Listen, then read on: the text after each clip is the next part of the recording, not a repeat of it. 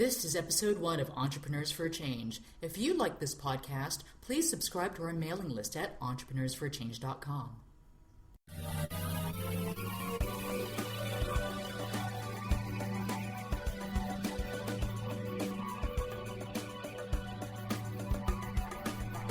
Are you ready to be the change? If so, you've come to the right place. You are about to join a movement of entrepreneurs who are empowering people, saving the planet, and turning their passion into profits while creating the lifestyle of their dreams. If you don't believe us, check out our website at entrepreneursforachange.com, a place where you can be inspired, mentored, and supported by a tribe of change-making entrepreneurs just like you. Happy Thanksgiving from beautiful Chiang Mai, Thailand. My name is Lorna Li, and I'm pleased to announce the launch of the Entrepreneurs for a Change podcast on iTunes. We're a radio show featuring entrepreneurs who are choosing to screw business as usual. In this very first episode, I'm going to talk about why business can be an even greater force for good than charity. The kinds of world-changing entrepreneurs we are going to be interviewing for this podcast. The juicy questions I'll be asking to uncover exactly how these entrepreneurs succeeded in growing their business. I'll share with you the story of how my personal mission to harness the storytelling power of emerging technologies became activated deep in the heart of the Brazilian Amazon, and how this experience eventually led to my career as an internet marketer, blogger, and podcaster, hell-bent on cracking the code to profitable triple bottom line business. This podcast will explore what it takes to be an evolutionary entrepreneur and reveal the outer game and inner game strategies that these changemakers leverage to succeed in business and in life. As Richard Branson writes in his book of the same title, Screw Business as Usual, business can be a powerful force for good. His message is, business as usual isn't working. In fact, it's business as usual that's wrecking our planet. Resources are being used up. The air, the sea, the land are all heavily polluted. The poor are getting poorer. Many are dying of starvation or because they can't afford $1 a day for life-saving medicine. We have to fix it, and we have to fix it fast. But Richard wakes up in the morning feeling positive because ordinary people around the world are rallying to fix things, not because we have no choice, but because this life and this world are all we have. The old model of making as much money as possible, only to give it away by throwing charity at the world's problems, is no longer interesting to the emerging generation of young people. There's a growing army of entrepreneurs around the world who are coming up with creative solutions that merge doing good with doing business.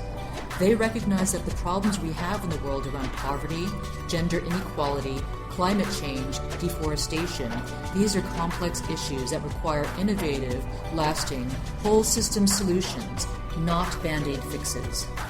This new wave of entrepreneurs are enthusiastic, creative, yet ordinary people using their skills and their business assets to drive not only profits, but a better world. You see, doing good in the world is not confined to the work of nonprofits, NGOs, and other charitable organizations. While these organizations do valuable work, they can sometimes create bigger problems by enabling a dependent handout mentality in the countries they serve, or distorting local markets with a flood of well-meaning donations that don't solve the roots of the problem at hand.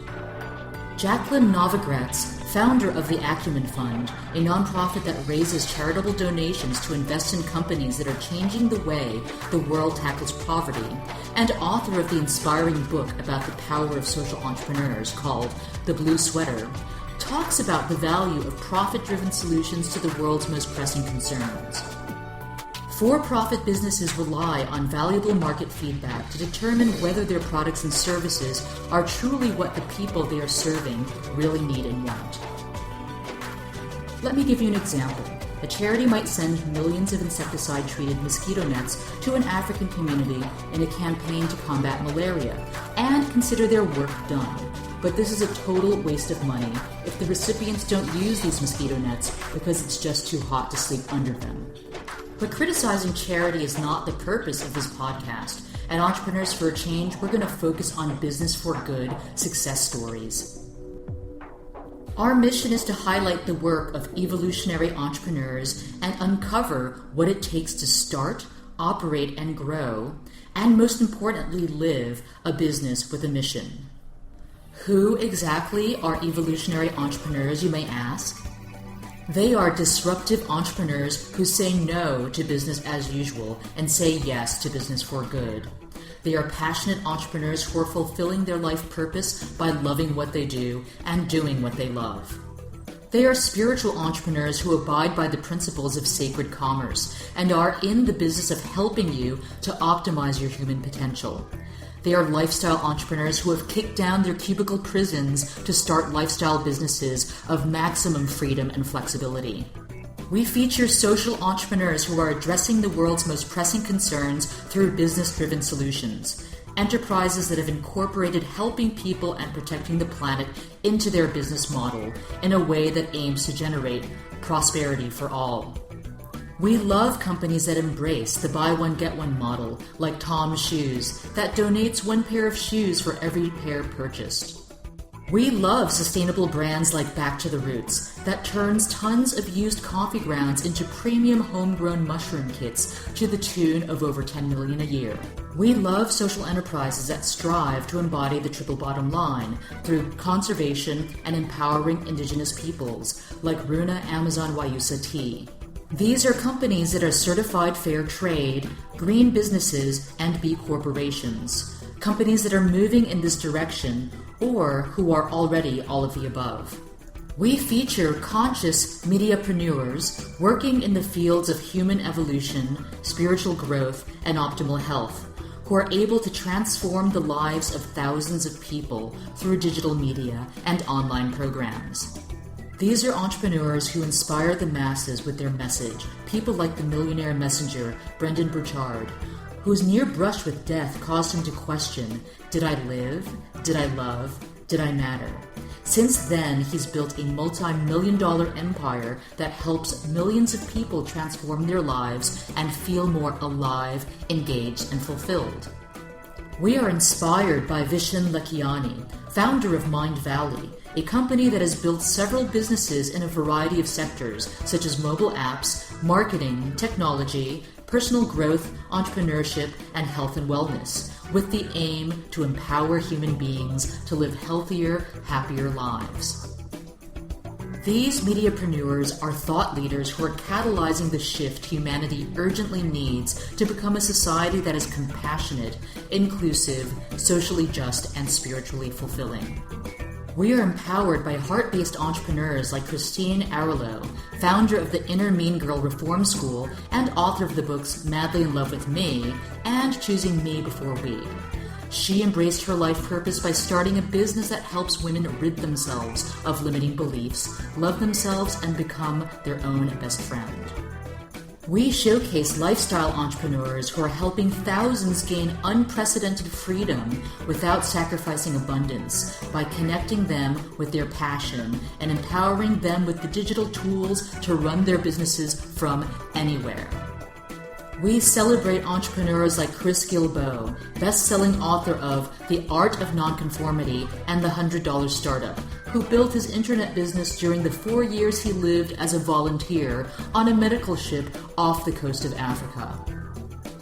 We high-five Natalie Sisson, the author of The Suitcase Entrepreneur, who built up a six-figure, location-independent business that she runs from exotic locations around the world.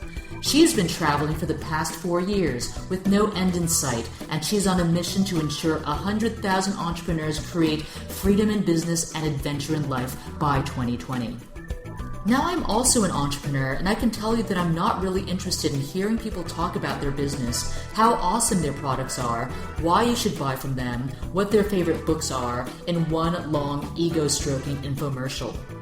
I am truly interested in cracking the code on how to successfully launch and grow a business that helps people, or saves the planet, or even better, does both at the same time, profitably. And since each business is unique, their success story simply can't be uncovered by a list of the same canned questions over and over again. So I actually spend time researching my guest, the company, and invite the participation of shared connections in our community to identify the best questions to ask this business changemaker. So I'll be asking under the hood questions like, what inspired this entrepreneur to start their business? Exactly how did they raise money or bootstrap to get their business off the ground? What specific online marketing strategies work best for their business? And what number one mistake did they make during their entrepreneurial journey that they'd do differently if they had the chance? I'll be drilling down even further to uncover any juicy tips that you can use today to uplevel your own business. Now, some of you might be wondering, who are you, Lorna? And what inspired you to start Entrepreneurs for a Change? I've spent nearly a decade working in the nonprofit sector with organizations working on Tibetan cultural preservation, indigenous rights, and environmental sustainability. My nonprofit career gave me rewarding, life-changing experiences, such as distributing over 100,000 books, tankas, and prayer wheels to the Tibetan community in exile during the World Peace Ceremony in Bodh Gaya, India, as a part of an effort to rebuild monastic libraries that were destroyed during the communist invasion of Tibet. I lived in a Zapatista community in Chiapas as a human rights observer and witnessed firsthand the military policy of low-intensity warfare against the indigenous communities in southern Mexico.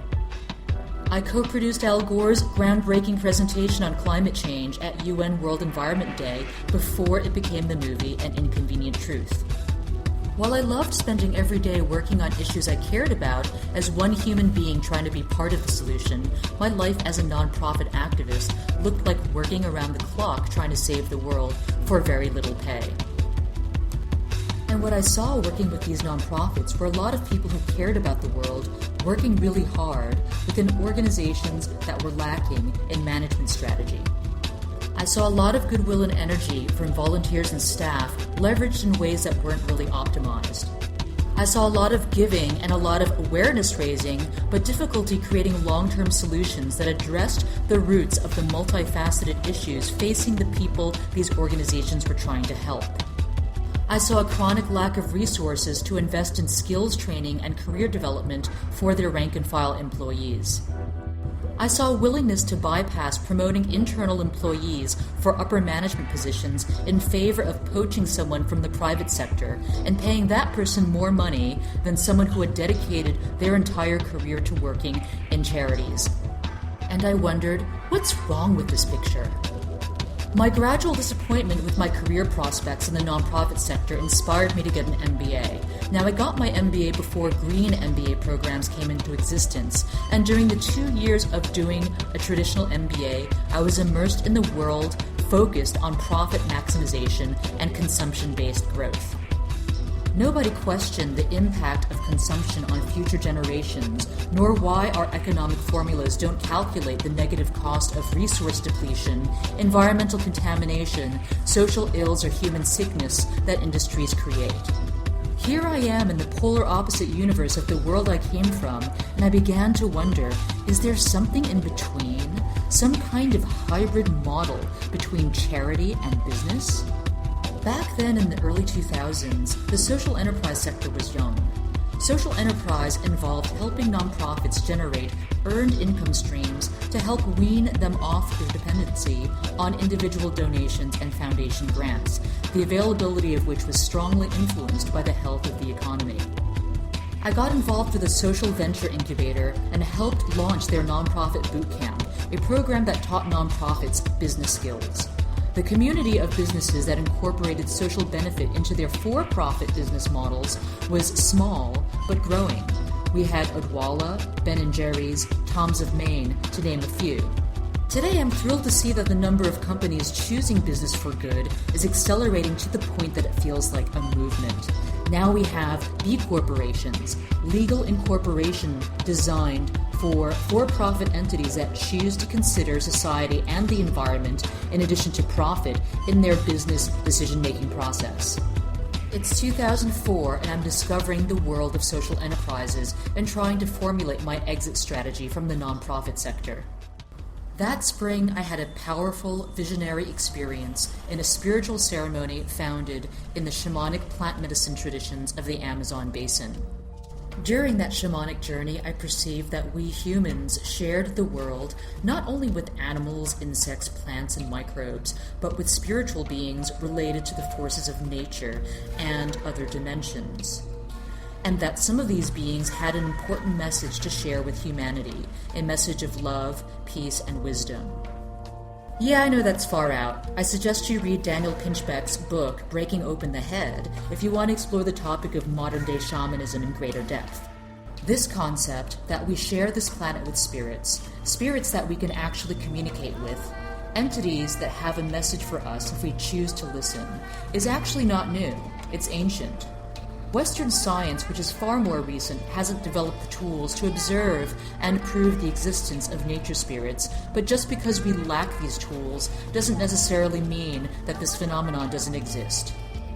So I'd like to invite you to have an open mind. I also encourage you to take whatever I say with a grain of salt, question everything, and explore things for yourself. My worldview is subjective to my life experiences and the cultures that influence me. And the culture of the Amazon, and many other cultures in the world, accept the presence of spirits in our everyday lives as something completely normal. A series of ceremonies began to shift my relationship with the natural world. Instead of experiencing nature hikes as outdoorsy excursions like I did in the past, I started to feel as if nature was trying to communicate with me. And the message was that we humans have lost our connection with the natural world, and that this was the underlying cause of disease, psychological imbalance, and larger-scale social problems. If you want to understand this concept further, I encourage you to Google the term eco-psychology. I became increasingly intrigued by the tribal cultures of the Amazon basin, to the point where I realized I needed to go and have a direct experience with the indigenous people who have been the wisdom holders of this medicine tradition for thousands of years. The details of what brought me to Acre, Brazil's westernmost state, which borders Peru and Bolivia, are too long to get into this episode. What I can say is I arrived there, knowing nobody and not speaking a single word of Portuguese, armed only with the second chapter of my friend Robert Tyndall's then unpublished book, The Jaguar That Roams the Mind, as my only guide. I had the email address of Fabiano Kashinawa, the son of the cacique, or chief of the Kashinawa communities of the municipality of Jordão, a frontier town in the Amazon rainforest. Fabiano, unfortunately, couldn't understand a word I said because I could only speak and write in Spanish. So I spent a couple of weeks bumming around the city of Rio Branco, which is not a tourist town, alone, trying to teach myself Portuguese, wondering what the hell I was doing and if I was on some kind of wild goose chase. Not knowing what to do, I did the only thing I could do, which was pray. I prayed that I'd accomplish my mission for traveling so far away to the middle of nowhere in search of knowledge that I urgently wanted, that I suspected was going to completely transform my life. And I wrote down a list of everything I wanted to accomplish during my time there. Soon, a series of synchronicities unfolded that brought people into my life and opened doors to experiences I could have never imagined possible.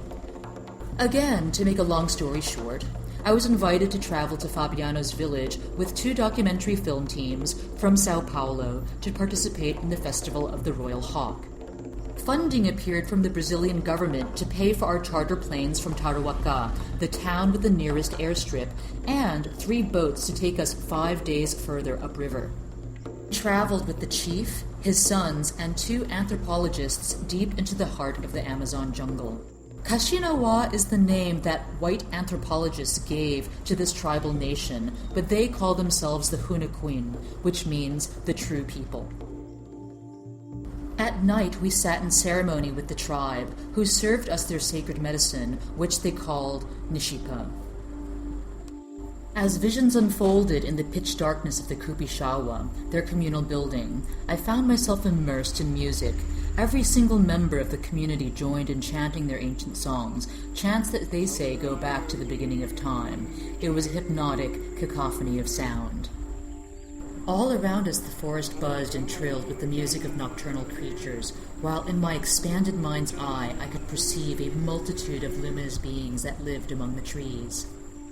It was a primordial experience, and I felt a deep sense of connection to the natural world that was both healing and empowering.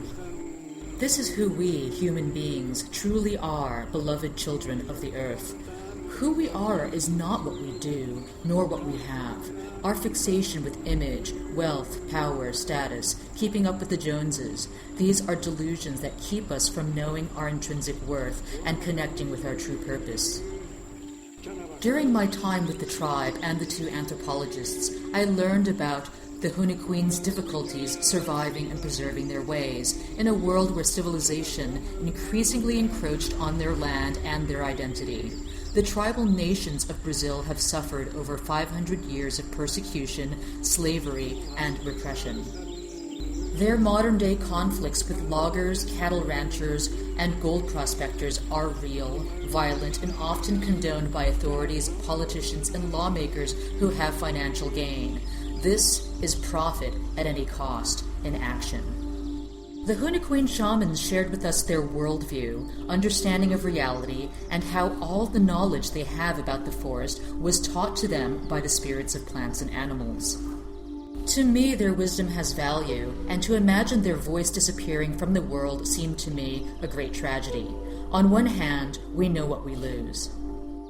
According to Mark Plotkin, a Harvard-trained ethnobotanist and founder of the Amazon Conservation Team, every time a shaman dies, it's as if a library burned down. On the other hand, we don't know what we lose. We lose one culture's entirely unique way of understanding the world, reality, and humanity, a perspective that graces our multifaceted collective consciousness with its own brilliance.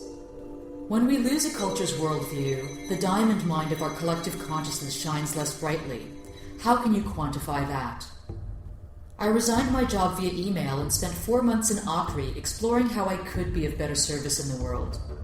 During that time, I met and apprenticed with 2 medicine women who gave me a flower essence to accelerate my ability to learn and master Portuguese, which I came to speak fluently at the end of my 4 months there. I met Changemakers, an officer of FUNAI, the Fundação Nacional do Índio, a Brazilian governmental protection agency for Indian interests and their culture.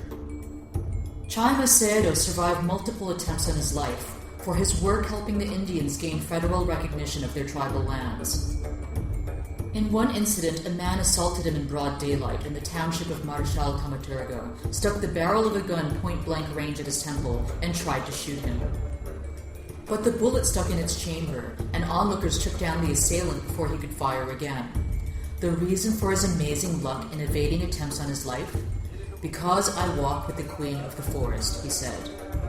My friend Robert Tyndall, my original inspiration to go to Acre, introduced me to his friend Leo by email, who was also following in his footsteps. Leo became enamored with the Amazon after having connected with the Pachamama Alliance, a non-profit organization based in San Francisco. He participated in their Awakening the Dreamer Symposium and had gone on one of their Ecuador trips to visit the Ashwar indigenous community that they work with. Even though he was well over 70, he flew to Rio Branco determined to have an authentic adventure in the Brazilian Amazon. I brought him to the Santo Daime community of Mapia in western Amazonas. As we sat wedged between sacks of rice and beans on a 10-hour boat journey into the jungle, navigating our way past submerged treetops, Leo pulls out a laminated business card. Printed on one side is the vision of the Pachamama Alliance, a vision of a world that works for everyone. A socially just, environmentally sustainable, spiritually fulfilling human presence on this planet. And printed on the other side is his own personal mission statement. He looks at me with a playful, inquisitive expression and asks, "What's your personal mission?" Over the weeks, I thought about it and thought about it. When I thought about the most important and prevailing passions or obsessions in my life, one was the pursuit of wisdom through immersion into ancient spiritual traditions. The second was the pursuit of right livelihood. I wanted the way I earned my living to be in alignment with my spiritual values and my lifestyle. I asked myself, what do I really want to do? How could I design a life that allowed me ample free time to go on mini sabbaticals like this one without disrupting my career potential, cash flow, or limiting me to low-end jobs where there really wasn't so much stigma around lengthy job gaps or sticking it out with the company for each year required to get a promotion? What industry could I work in that didn't require me to be physically in the office to do my job? What were some of the best opportunities available to me in my hometown of San Francisco? It didn't take long before it dawned upon me. The internet. But what would be my personal mission? And how could I leverage the internet to fulfill this mission? I decided to choose a mission that was ambitious, bold, and meaningful. I was going to leverage emerging technologies to preserve indigenous culture and empower indigenous people so that their ancient wisdom could continue to benefit the modern world. There was only one problem. I knew absolutely nothing about the internet and was probably at that time the most technologically unsavvy person you ever met. The only thing I knew how to do, really, was to send email. That intention started a new adventure, learning how to build a profitable online business so I could work from anywhere in the world. That journey was its own roller coaster ride, and a bit too long to get into right now. However, I started by building my first website about the rainforest on Joomla, which was exceedingly painful. Eventually, I figured out that blogging about the rainforest was probably not going to be a profitable endeavor that would allow me to quit my job and work remotely. I also switched over from Joomla to WordPress, a way easier open source content management system to work with, and threw myself into blogging about sustainable business, social enterprise, new technology, and social media for good. During this 7-year journey, I learned SEO, SEM, and social media marketing well enough to earn a 6-figure salary creating viral social media campaigns for a leading San Francisco tech company. My blogging efforts opened up consulting jobs with sustainable companies as a side hustle. In 2011, I was able to cut the corporate umbilical cord, become an internet marketing consultant, and go location independent. Which is what brings me to Chiang Mai, Thailand on this Thanksgiving Day. This is the long story of how my relationship with the tribes of the Amazon basin influenced my life purpose to empower entrepreneurs to shift our current business paradigm of profit at any cost to profit with principles. This is how I came to be who I am today, a blogger, podcaster, internet marketer, and rainforest crusader, trying to make the world a better place through business. It's been a wild ride, full of exhilarating highs and ego-crushing lows. I hope you enjoyed this story and stick around with me for the journey. One final note, being an evolutionary entrepreneur involves mastering your outer game, but more importantly, mastering your inner game. While the majority of each episode on Entrepreneurs for a Change will focus on outer game business strategies, at the end of every segment, I'd love to leave with you a practical tool and a mindset tool to help empower you right here, right now. So here's a great practical tool I use all the time. It's called Hootsuite. Hootsuite allows me to update all my social media accounts, Twitter, Facebook, LinkedIn, from one attractive console. What's even better, you can add team members so that they can also manage your profiles without you giving up your main password. You can also add up to 10 hashtag, keyword, or list streams to your dashboard. And here's a mindset tool for you. In the spirit of Thanksgiving, I invite you to practice gratitude. Every day. When you wake up, take a few minutes to reflect upon the things you are grateful for and the people you appreciate in your life. This simple practice alone has the power to uplift and transform your day. This brings us to the end of episode 1 of Entrepreneurs for a Change. If you liked this episode, please take the time to review this podcast in iTunes. In closing, I'd love to leave you with a little taste of an Amazon project that is near and dear to my heart. Enjoy.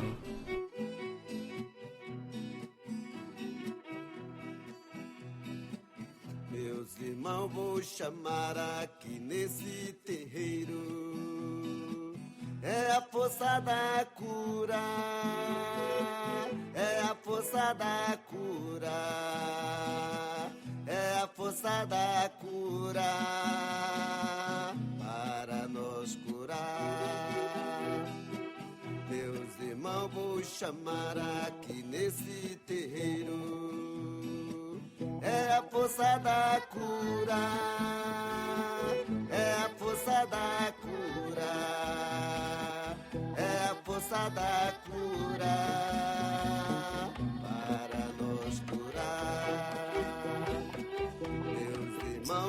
chamar aqui nesse terreiro. É a força da cura, na linha de arroxê. É a força da cura, da linha de arroxê. É a força da cura, da linha de arroxê. Meus irmãos, vou chamar aqui nesse terreiro. É a força da cura, tiro a moção. É a força da cura, tiro a moção. É a força da cura, tiro a moção. Peço força a meu pai, a divina mãe, suprema luz de amor, força do Pai Criador. Peço força a meu Pai, a divina mãe, suprema luz de amor, força do Pai Criador.